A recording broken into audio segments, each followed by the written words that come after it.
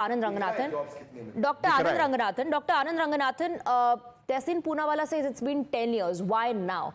It's been 10 years, yes. Why was the opposition so charged about Samvidhan bachana hai, Loktantra bachana hai during these Lok Sabha elections in all of these 10 years? So if today, the opposition is saying that you're trying to change the constitution and that you are trying to destroy and demolish the constitution, and the government, you can see it as a master stroke, as a political strategy, as a counter, is reminding the same Congress of what they did during emergency. Good evening, Swati, and good evening to my fellow panelists. First of all, to clear the deck, so as to say, let me remind Tehseen that just yesterday, as you correctly pointed out, a report has come out that said in the last 10 years, 125 million jobs have been created. And in the 10 years before that, 25 million jobs were created. So under the UPA, 2.5 crore jobs. Under the NDA, under Modi, 12.5 crore jobs. That's the truth. Look, now let me come back to this topic, and please, I request the courtesy of a couple of minutes because it's very important, as Tehseen said. Yes, the day the emergency was declared is going to be commemorated as Samvidhan's Hatya Divas, or Constitution's death anniversary.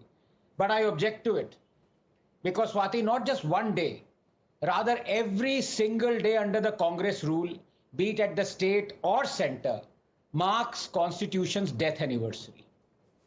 Let me explain. When does Constitution die?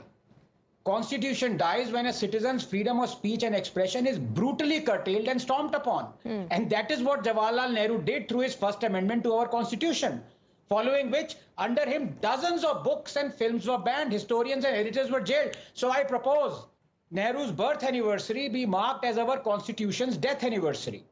When does Constitution die?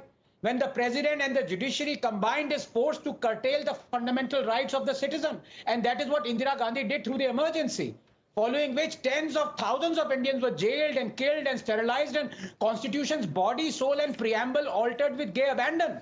So I propose that Indira Gandhi's birth anniversary be marked as our Constitution's death anniversary. Swati, when does Constitution die? When a Supreme Court's considered verdict is overturned with impunity, when the citizen's right to privacy is snatched away. And that is what Rajiv Gandhi did through the Postal Act and through overturning the Shah Bano judgment, ushering in an era of blatant appeasement. So I propose that Rajiv Gandhi's birth anniversary be marked as Constitution's death anniversary. When does Constitution die? When tens of thousands of activists are arrested and charged with sedition and called anti-national. When the Election Commission is severely compromised, which is what Sonia Gandhi did when under a proxy rule, 8,000 activists were charged with sedition in a single day. When Naveen Chawla, despite the Shah Commission charging him with committing atrocities during the emergency and deeming him unfit for office, was appointed as the Chief Election Commissioner, ignoring the cries of the then CEC that Chawla was spying for the Congress and passing on sensitive confidential information to it. Okay. So I propose that Sonia Gandhi's birth anniversary be marked as Constitution's death anniversary. Just 30 seconds. Finally, when does Constitution die? When the FCRA Act is retrospectively amended, rendering the High Court conviction of political parties like the BJP and the Congress toothless, which is what happened under Rahul Gandhi, when the High Court conviction of Congress was rendered useless through a parliamentary amendment supported by the Congress. So I propose that Rahul Gandhi's birth anniversary be marked as Constitutional death anniversary. Rahul Gandhi has never been Prime Minister. Kya kar rahe ho, doctor? Tip of tongue. We love you, but no, Modi ji was Prime Minister. Okay, all right. Kya kar rahe ho aap? Dr. Ranganathan has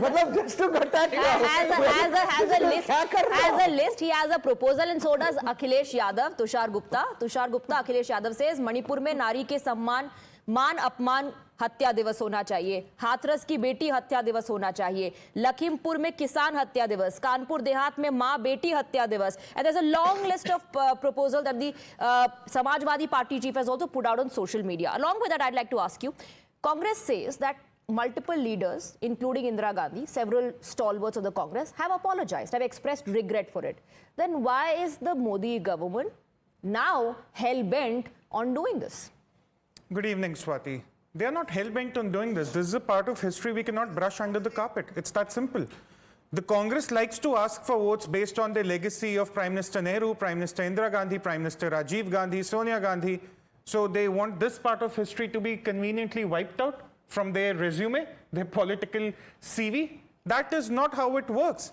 People are saying that emergency was a part of the constitution that the prime minister had the right to impose it. Fair enough.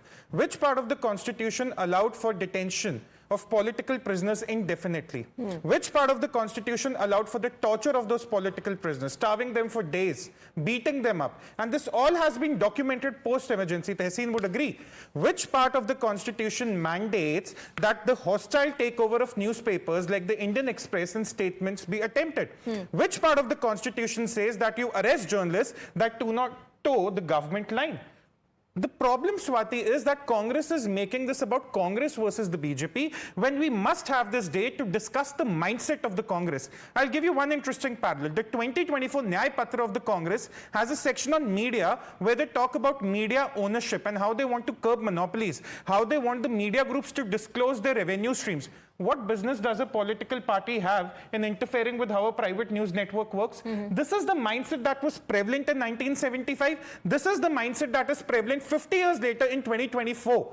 That's the problem that no one wants to talk about. If Congress wants to take the legacy of Nehru and Indira Gandhi and Rajiv Gandhi and the entire Gandhi family, this is a part of the Congress legacy. It's that